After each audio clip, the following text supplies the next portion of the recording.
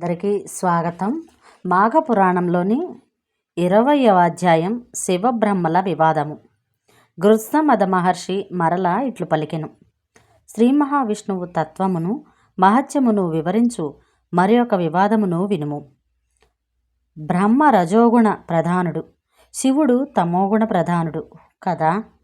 వారిద్దరినొకప్పుడు ఎవరికి వారు తానే ప్రధానుడనని అనుకొనిరి. సర్వలోకకర్తను, దేవతలకిష్టుడైన అధిపతిని నేనే, మరి ఒకరు నాకంటే ఉత్తములు లేరని ఎవరికి వారే తలచిరి.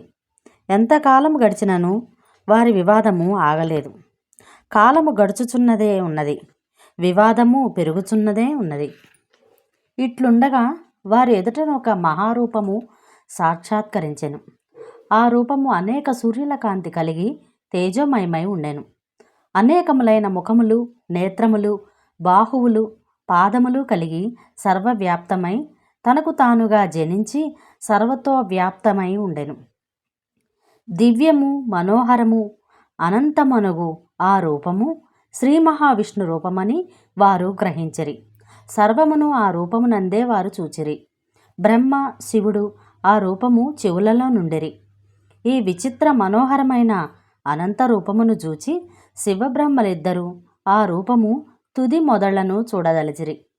ఆ రూపము యొక్క ఆద్యంతముల నెరిగిన వారే తమ ఇద్దరిలో ఉత్తములని తలచిరి. ప్రయాణమైరి. 4 దిక్కులను, 4 వీధుక్కులను క్రిందను పైనను చిరకాలము సంచరించిరి. ఆ రూపమును మొదలుగాని చివరను గాని చూడలేకపోయిరి. తాము ఇద్దరమును దానిని కనుగొనటకు అశక్తులమని గమనించిరి. అప్పుడు ఆ రూపము ఇట్లు తలచిరి.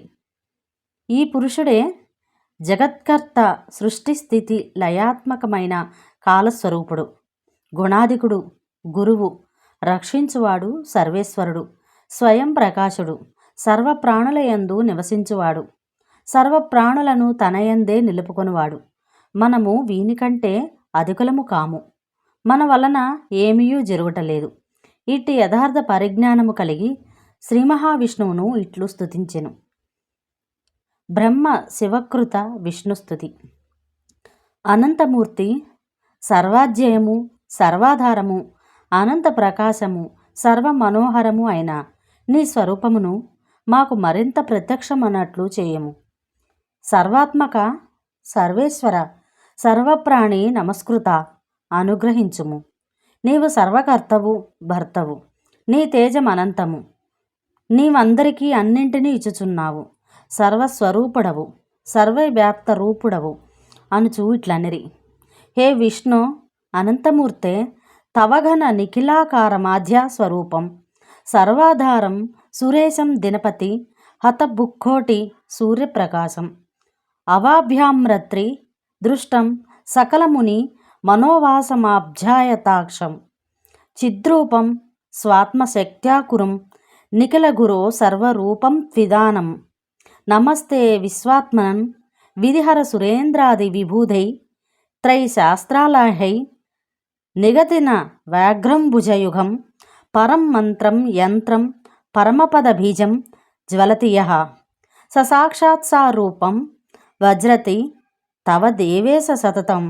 నమస్తే విశ్వాత్మక విధిహర సురేంద్రాది విభుధై త్రయీ శాస్త్రాల పైర్ని గదితన వ్యాఘ్రంభుజయుగం, త్రిలోకకర్త భువనస్థభర్త హరే మహాధ్రూపమనేక తేజాః, గురుగుణారుణాం వరదో వారాణం మహార్ణవాంభూపల జస్త్వమేరః, త్రివేద దేవాసుర రాజయేష్ట శిష్టేష్ట తుష్టత్రిదినే నినిష్టః, దృష్టామృత స్వాధ్యమితాసు పాణిః సురాసురాణాభిమకి అఖిలేశ్వరస్యం, లక్ష్మీపతిస్వంతు సుగుహ్యగోప్తాం గుహాశయః, పంకజపత్రనేత్ర త్వం పంచవక్త్రశ్చ చతుర్ముఖశ్చ చరాచరేశో భగవన్నమస్తే.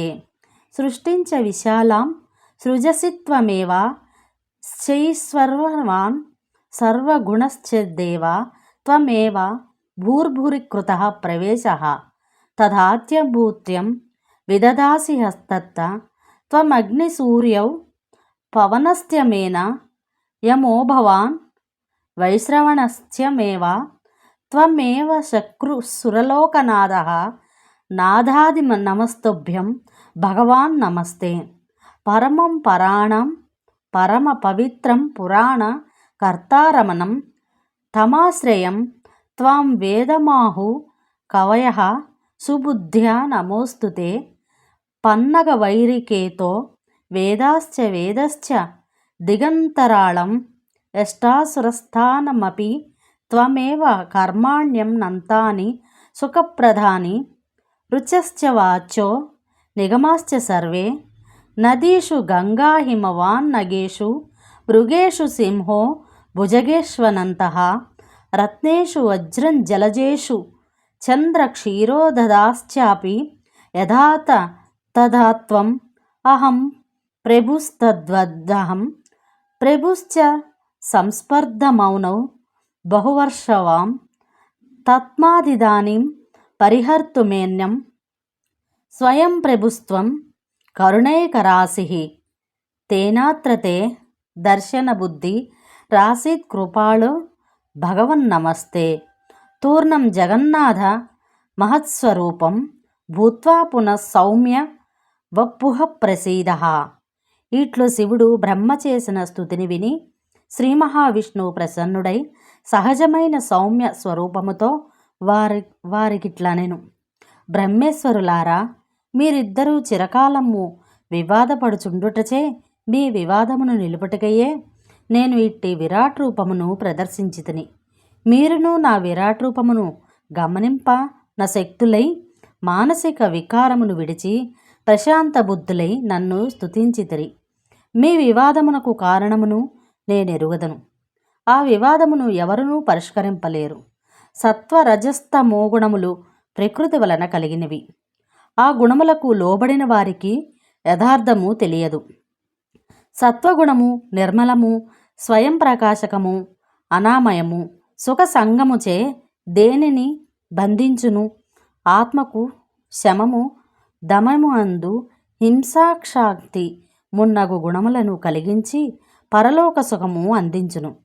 పరమేశ్వర శక్తిని కలిగించును.